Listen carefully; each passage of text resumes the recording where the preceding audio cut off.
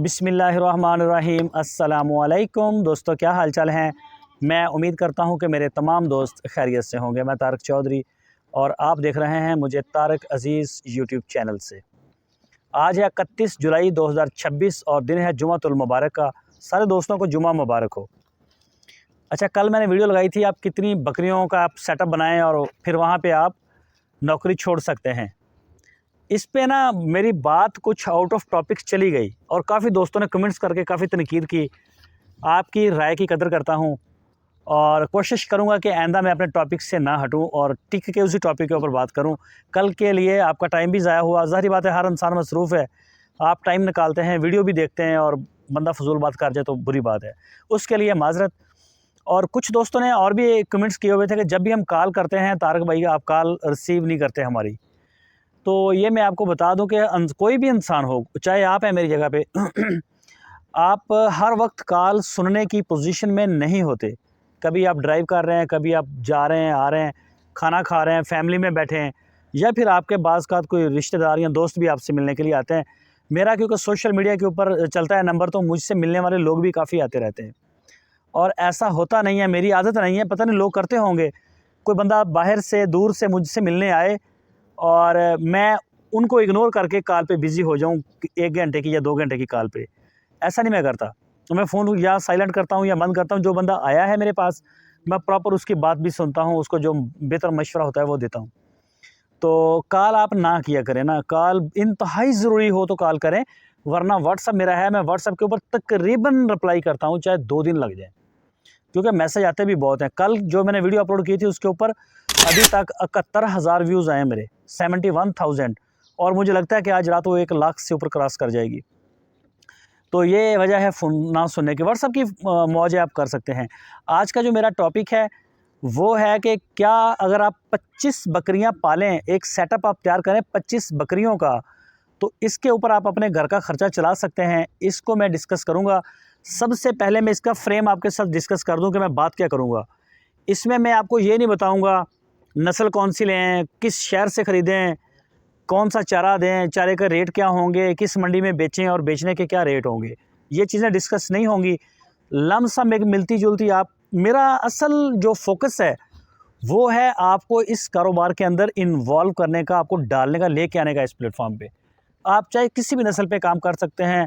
आपका प्रॉफिट मेरे से ज़्यादा हो सकता है, थोड़ा कम हो सकता है, मेरे बराबर भी। तो इस प्रॉफिट को या इन चीज़ों को, खर्चे को डिस्कस नहीं करेंगे। ये हर जगह के अलग रेट है, तो ये फजूल ही है, टाइम ज़ाया करने वाली बात है। आप अपना लमसम बना के बैठें।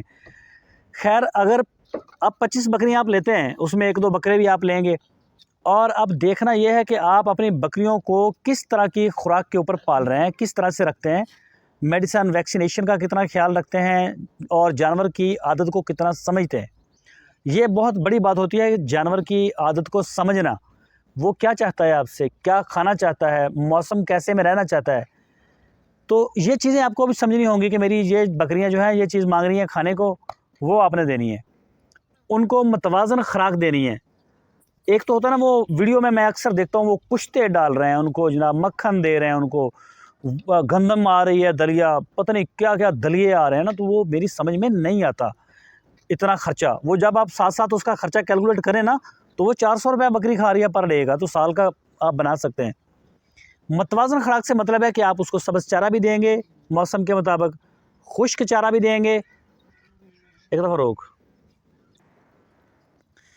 मुतवाज़न खुराक का मतलब है कि आप बकरियों को मौसम के मुताबिक सब्ज़ चारा दें। गर्मियों में आप दे सकते हैं टका के, कुछ नहीं होता। सर्दियों में साथ खुश्क चारा दे दें। अगर आपके पास वनडे के वसाइल हैं तो वो भी आप सर्दियों में दें, नहीं तो थोड़ा प्रेग्नेंट बकरियों को दे दें, 100-100 ग्राम दे दें, कोई इशू नहीं है। पहले 100 टोटल ये खुश्क और सब्ज़ चारे के ऊपर जानवर पलता था बकरी। तो अभी वनडे का ये रवाज चल निकला है। अच्छी चीज़ है, वैसे रिज़ल्ट भी बहुत अच्छे हैं इसके, देना भी चाहिए। ख़ासकर बकरियों और बकरों को, सब सारे जानवरों को देना चाहिए, अच्छी चीज़ है ये। तो ये आप दें साथ साथ, ठीक है। और अगर आपने माहौल, इन सारी चीज़ों को सीख लिया, इसकी खुराक को, ख़र्चे को मैनेज कर लिया कि आप देखते हैं कि यहाँ से हमारा फजूल ख़र्चा ज़ाया हो रहा है, उसको भी आप रोक लिया, आपने रोक लिया, तो आप इनको सब्ज़ चारा दें। मुतवाज़न खुराक लेके चलने का मतलब है कि ख़र्चे को बैलेंस करके चलें।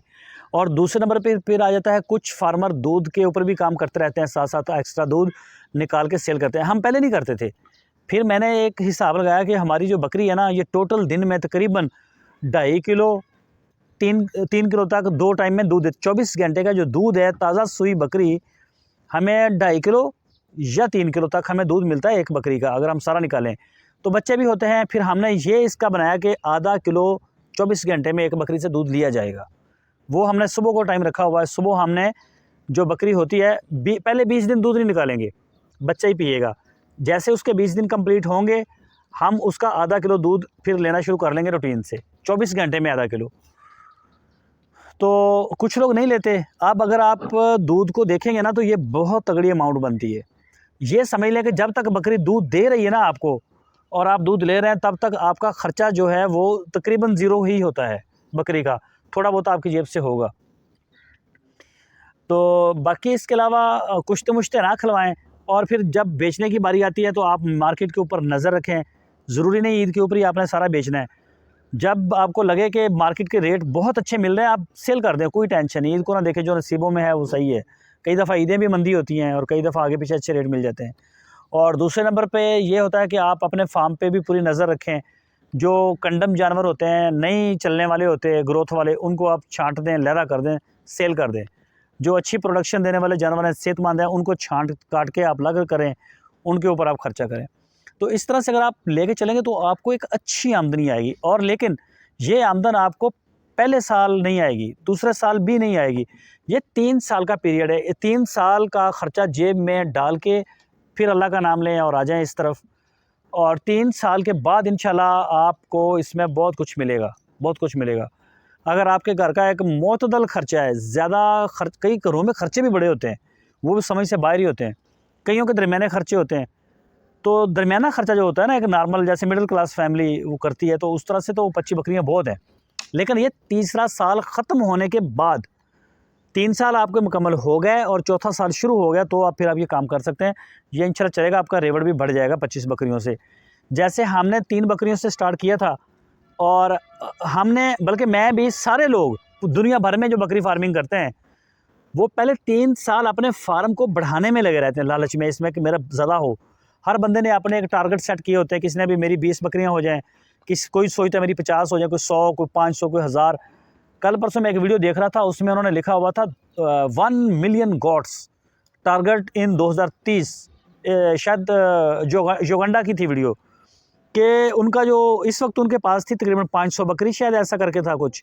तो 2030 तक उनका जो टारगेट था वो 1 मिलियन गॉट्स का था। कैसे था मुझे नहीं पता, पूरी वीडियो नहीं देखी मैंने, लेकिन वो उनका बहरहाल चीज़ें समझ में मेरी आ रही थी, सही थी डायरेक्शन उनकी। तो हर इंसान ने अपने गोल सेट किए होते हैं कि मैं ये करूँगा। बट कोई भी इंसान होगा ना, वो 3 साल तक तो अपने फार्म को मौका देता है ताकि थोड़ा सा बड़ा हो जाए। तो 25 बकरियाँ 3 साल तक जब आप नहीं सेल करेंगे ना फीमेल को, तो इंशाल्लाह वो तगड़ा फार्म भी बन जाएगा। तो फिर घर का ख़र्चा थोड़ा ज़्यादा भी होगा तो आप अफोर्ड कर जाएंगे, ये अपना भी ख़र्चा चला लेंगी। और तब तक आपको फिर ये भी होता है कि चलो अच्छा मेरे टारगेट पूरे हो गए। अब जहाँ पे आप साल की 20-30 बकरियाँ आपके बच्चे साथ मिलते थे, या 50, तो आप फ़र्ज़ करें अब 50 के बजाय 25 कर लें ऐड। हर साल आप 25 बकरियाँ अपने रेवड़ में ऐड करते जाएँ, बाकी आप बेच के सारा इनकी फीड का ख़र्चा और आप अपने घर का ख़र्चा, तो ये एक अच्छी आमदन होती है। अच्छा, दूसरे नंबर पे जब आप कैलकुलेशन करें ना कि बकरी का क्या ख़र्चा आ रहा है, तो मैं तो आपको रिकमेंड करूँगा सब्ज़ चारे के ऊपर और खुश्क चारे के ऊपर, ये दोनों होने चाहिए आपके पास। और बाकी जो प्रेग्नेंट बकरी है उसको आप थोड़ा-थोड़ा दाना शाना दे दें, मुतवाज़न एक फीड बना लें। तो आप अपना चारे का हिसाब लगा लें। अगर आप खुद पैदा कर सकते हैं तो जो आपको और भी सस्ता पड़ेगा, नहीं तो फिर जो मिलता है वो तो मिलता ही है। दाने का और चीज़ों को थोड़ा मोटी-मोटी ज़रूर तकसीम कर लें इसको। उसके बाद इसका रेट भी निकाल लें कि ये रेट पे तकरीबन हमारे बिक रहा है जानवर, एक आप आइडिया ले सकते हैं। और एक और भी चीज़ मेरी नोट करें, सारा कुछ ऑनलाइन के ऊपर आपने डिपेंड नहीं करना। जानवरों की ख़रीदारी के रेट, जानवरों को बेचने के रेट, और अजनास के रेट और चारे के रेट, ये बिल्कुल जो है ना, ये मार्केट के साथ इसका तल्लुक ही कोई नहीं। आपका सारा बजट ऊपर नीचे हो जाएगा। आपने सोचना है कि यार मैंने उसकी वीडियो देखी, मैंने ये किया, उसकी देखी, ये किया, तो ये सारा मेरा नुकसान हो गया। ये नहीं, आप फिज़िकल मार्केट के अंदर जाके, जिधर भी आप रह रहे हैं, पिंडी है, कराची है, कश्मीर है, कहाँ भी आप जाके चेक करें उसको। चेक करने के बाद फिर आप कैलकुलेट करें इन चीज़ों को, ठीक है। और ये ज़हन में रख के आएँ कि 25 बकरियाँ और 3 साल, इंशाल्लाह इन 3 सालों में जो मेल आपके पास आएंगे तैयार होंगे वो आप सेल करते जाएं, वो आप इनकी फ़ीड के ऊपर ख़र्चा करते जाएं। इंशाल्लाह ये आपको ना वो प्रेशर नहीं आएगा फ़ीड का। और दूध भी अगर आप सेल करना शुरू कर देंगे तो काफ़ी हद तक आप बैक फुट पे आ जाएंगे खर्चे को लेके। बड़े शहरों में तो दूध बहुत महंगा बिकता है, जैसे कराची है, लाहौर है, इस्लामाबाद, फैसलाबाद से अक्सर मुझे बताते भी हैं लोग 400-500 रुपए लीटर बिक रहा है बकरी का दूध। गाय का वहाँ 300 है, तो ये थोड़ा सा महंगा चलता है। तो ये चीज़ें आप चलें, बाकी इंशाल्लाह आप चला सकते हैं घर, अच्छा घर, अच्छी फैमिली जो 6-7 लोगों की होती है, जैसे हमारे बड़ी बड़ी फैमिलियाँ होती हैं, तो उनको आप चला सकते हैं, कोई ऐसा इश्यू नहीं 25 बकरियों की।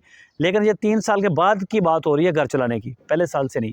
पहले साल से आप बकरे बेच के अपने फार्म को चलाएँगे और बस थोड़ा सा सीखेंगे, सीखते जाएँ और कोशिश करें। अगर आपके पास प्रोफेशनल एजुकेशन या स्किल्स नहीं है तो आप किसी भी अदारे से बकरी पालने की तरबियत ज़रूर लें। और भी मैं आपको बताऊं, अगर आप किसी इंस्टीट्यूट से लेंगे, किसी अदारे से अगर लेते हैं, यूनिवर्सिटी भी देती हैं कई, उनसे आप करें, वो 1 महीने का कोर्स करवाती हैं, 3 महीने का करवाती हैं, 6 महीने का भी करवाती हैं। उसमें आपको टीका लगाना, बकरा खस्सी करना, सींग काटना और इनकी फ़ीड को बकरियों की डिलीवरीज़ के जो मामलात हैं वो फैसलाबाद यूनिवर्सिटी करवा रही है। वैसे तो बहावलपुर में है हमारी चोलिस्तान यूनिवर्सिटी, वो भी करवा रही है, और भी कई यूनिवर्सिटियाँ करवाती हैं ये। तो वो आप कोर्स कर लें, उससे आपको फ़ायदा होगा। ख़र्चा आता है इसके ऊपर आपको अच्छा, या फिर कई प्राइवेट लोग भी शायद करवाते होंगे, लेकिन ऐसी जगह पे जाएँ जो आपको वैक्सीनेशन का इस्तेमाल सही बताया जाए, आपको बिला वजह आपके पैसे ना लगवाए जाएँ कि वो कोई आपको बोले कि फ़ीड के ऊपर ये कुश्ते डाल दें और ये इधर डाल दें उधर। अपने हिसाब से चलें। फिर कई लोगों का ये भी सवाल होता है कि बकरियाँ जो है ना वो तो इतने-इतने लाख की आ रही हैं, ये हो रहा है, तो ये भी सारा फ़ज़ूल है। आप अपनी मंडी में जाएँ, जिधर भी आप रहते हैं वहाँ से जाएँ, आपको हज़ारों खर्चे बचेंगे। ना सफ़र की झंझट, ना आने की, ना जाने की। मंडी में जाएँ, जो नस्ल वहाँ चल रही है आप उसे परचेज़ करके आप रख सकते हैं, कर सकते हैं। या फिर अगर आपके पास पैसे हैं, आप शौक करना चाहते हो तो फिर आप कर लें, थोड़ा-सा महंगा पड़ता है वो। उसमें ये होता है कि आप आए, आपके खर्चे आ गए, आपके साथ मुलाज़म आए, उनके भी खर्चे आ गए, गाड़ी के खर्चे आ गए, फिर वापसी पे जानवरों को लेके जाने के खर्चे आ गए, 100 मसले होते हैं इनमें। तो मकामी मंडी से ये काफ़ी हद तक नीचे रह जाते हैं। तो ये वीडियो का टॉपिक है कि आप अच्छा घर चला सकते हैं। इसका मोरल ऑफ द स्टोरी यही है कि ये बहुत एक बड़ी लाट है, कह लें कि एक बड़ा रेवड़ है। 25 बकरियों से अगर आप स्टार्ट लेते हैं, 50 से ले सकते हैं आप, अगर आपके पास नॉलेज है बकरी को पालने का। 100 बकरी से भी आप कर सकते हैं, मसला नहीं है। थोड़ी हमारे क्योंकि इतना लोगों को अवेयरनेस नहीं है, तो कभी भी ट्रेनिंग के लिए किसी ऐसे बकरियां चरवाने, कई लोग ये भी देखते हैं, मैंने नोट की कई दफ़ा कि ये जी 20 साल हो गए बाबे को बकरियां चराते हुए, जी 50 साल हो गए हैं जी, इसके दादे परदादे भी करते थे। तो उनके पीछे जाके वो ट्रेनिंग लेते हैं, तो वो नहीं, आप लेटेस्ट आप काम करें सारे, जो लेटेस्ट एजुकेशन है। अभी आप देख लें, एक छोटी सी फिर मिसाल देता हूँ बाहर जाके, कि पाकिस्तान में भी लोगों की जो शऊर है उसका ये लेवल है कि बच्चों की जो वैक्सीनेशन है, इंसान के अपने बच्चे जो होते हैं, जैसे पोलियो हो गया या इसकी पैदाइश के बाद इसको कोई इंजेक्शन लगते हैं, वो नहीं लगवाते कि ये जायज़ नहीं है, किसका क्या है, क्या वो जो भी है। मैंने तो लगवाए हैं सब बच्चों को, ठीक है। मैंने फिर ये भी देखा है जो लोग नहीं लगवाते उनके बच्चे जो हैं अक्सर माजूर भी हो रहे हैं। तो ये वो दुख बर्दाश्त कर रहे हैं, लेकिन वो एक इंजेक्शन नहीं लगा रहे। तो कई लोग ऐसे फार्म में भी हैं, फार्म भी ऐसे हैं, वो नुकसान हो जाता है लेकिन वैक्सीन नहीं करेंगे। उनका एक ही, वो असल में ट्रेनिंग ही पीछे से उनकी ऐसी हुई होती है, ऐसी जगह से कि नहीं जी वो फ़लाने कीकर के खाल उतार के वो उबाल के वो दे दें, और फ़लाने का जूस निकाल के वो दे दें, और फ़लानी घास दे दें। भाई नहीं होती, बीमारियां बहुत ताकतवर हो गई हैं। आप गूगल के ऊपर जाके सर्च करें कि पीपीआर की बीमारी, जो हम पीपीआर की वैक्सीन करते हैं, जो अगर ना की जाए, जो इसकी मद में नुकसान करती है, वो सालाना 20 अरब से ज़्यादा का लॉस होता है पाकिस्तान में, और छोटा सा मुल्क है, ठीक है। और अगर सबसे ज़्यादा जो तकरीबन पाकिस्तान में अब हो रहा है इसका ज़्यादातर, इंडिया हमारा हमसाया मुल्क है, मैं वहाँ देता हूँ, वो लोग काफ़ी ज़्यादा आगे निकल गए हैं, वो सीख भी रहे हैं ना, चीज़ों को सीख के आ रहे हैं वहाँ पे। अब मैं अक्सर देखता हूँ इंडिया की वीडियोज़ में, वो जब भी किसी ने बकरियाँ चाहे 5 भी डालनी है ना, वो पहले उनके ट्रेनिंग सेंटर हैं, वो वहाँ जाकर ट्रेनिंग लेते हैं। ट्रेनिंग लेने के बाद आके फिर वो फार्मिंग शुरू करते हैं, और वो कामयाब है, उनकी फार्मिंग काफ़ी ज़्यादा अच्छा काम कर रहे हैं लोग। हमारे भी अब हैं लोग कर रहे हैं ये ना। तो आपसे ये रिक्वेस्ट रहती है, आप जब आपके पास ट्रेनिंग है तो फिर आप जिस मर्जी लेवल से शुरू कर सकते हैं।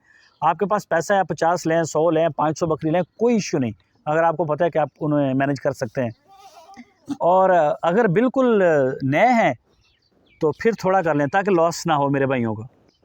आज की वीडियो का मेरा यही टॉपिक था कि 25 बकरियों के रेवड़ के साथ आप घर चला सकते हैं या नहीं चला सकते। तो बिल्कुल चला सकते हैं, ऐसा कोई नहीं, बहुत बड़ा रेवड़ है 25 बकरियों का। तो जब मैंने ये 3 बकरियों से मैंने स्टार्ट किया था, आज हमारे पास लगभग ये 70-72 हैं टोटल। और इंशाल्लाह अभी हमने इसमें से मेल सेल किए हैं, फ़ीमेल नहीं की, कोई भी एक भी नहीं की। वो जो मैंने आपको अक्सर बताया कि वो बूढ़ी ख़रीदी थी और वो कमज़ोर हो गई, वो बाहर से ख़रीदी थी और वो उनके बच्चे भी नहीं बचे, और वो बाद में बकरियां भी जो 30,000 की थी, 40,000 की थी, वो 6-6, 7-7 हज़ार की मैंने वो सारी बेच दी थी। तो अभी सारा पट के ऊपर हमने सारा सिस्टम किया है। आप भी ये मेरी बात याद रखें, जब भी आप फार्मिंग शुरू करें तो पट से करें। ये मेरी आपसे रिक्वेस्ट है, ये अच्छी है मशवरा आपको। एक खुराक होती है जवान आदमी की, एक होती है बूढ़े आदमी की, वो फ़र्क होता है जवान में और बूढ़े में। बूढ़े आदमी की पहले बेचारे की खुराक पूरी सूरी होती है, और अगर उसके पेट में बच्चे हों तो बच्चे को क्या खिलाएगा, खुद क्या खाएगा, क्या वो चलेगा, क्या वो बैठेगा, तो वो ही हाल होता है जानवरों में भी। तो आप पाठ लें इंशाल्लाह, फिर लंबा अरसा चलेगा। वैक्सीनेशन का ख्याल रखें। उम्मीद है कि आपको ना हमारी आज की वीडियो अच्छी भी लगी होगी। अगर लगी है तो इसको लाइक करें, शेयर भी करें, और फेसबुक के दोस्तों से तो रिक्वेस्ट है कि वो लाजमी शेयर करें। अपना बहुत सारा ख्याल रखें। मेरी आज की दुआ है आप सारे दोस्तों के लिए, अल्लाह ताला आपकी नस्लों में, रिस्क में, कारोबार में बेशुमार अपनी रहमतें और बरकतें अता फरमाए। और जितने भी ज़मीन के ऊपर बसने वाले लोग हैं, सब के दिलों में अल्लाह ताला अपने हबीब के सदक़े एक दूसरे की मोहब्बतें पैदा करे, ताकि लोग जो हैं वो ज़मीन के ऊपर फसाद और दंगा ना करें, लोग अमन और सुकून से रहें। इसी दुआ के साथ अपना बहुत सारा ख्याल रखिए। अल्लाह हाफ़िज़।